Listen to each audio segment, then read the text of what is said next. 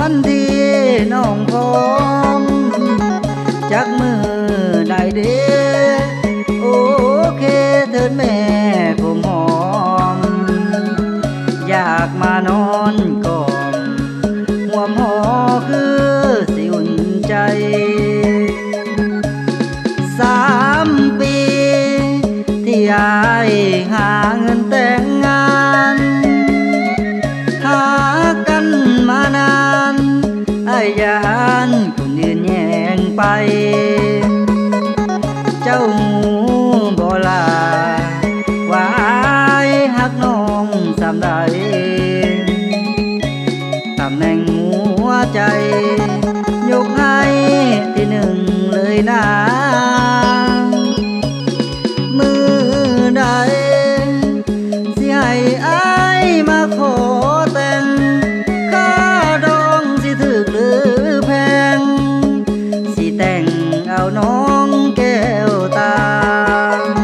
ขอเจ้าคือคนที่ใจของอายตามหาจักมือใดน้องลาสิถึงวันที่รอคอยย่านหลายเดย่านเป็นมดแดงเผามะม่วงสุดหักสุดห่วง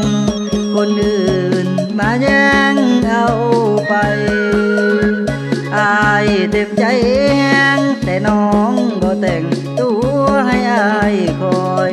ควายผักตู้ก็จนว่าจอยเลี้ยงไว้คอยแต่งน้องเป็นเมีย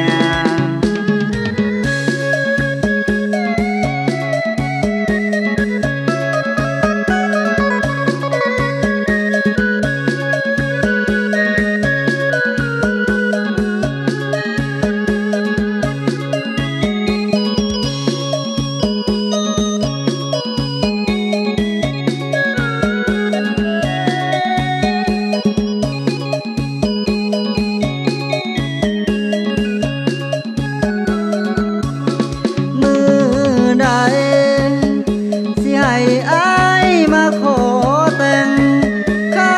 ดองสิถึกหรือแพงสิแต่งเอาน้องแก้วตา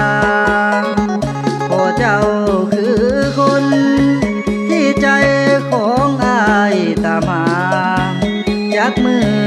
ใดน้องลาสิถึงวันที่รอคอยย่านหลายเดย่านเป็นมดแดงเผามะม่วงสุดหักสุดห่วง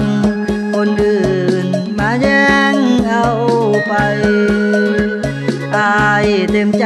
แห้งแต่น้องบ่แต่งตัวให้อายคอยควายผักตู้ก็จน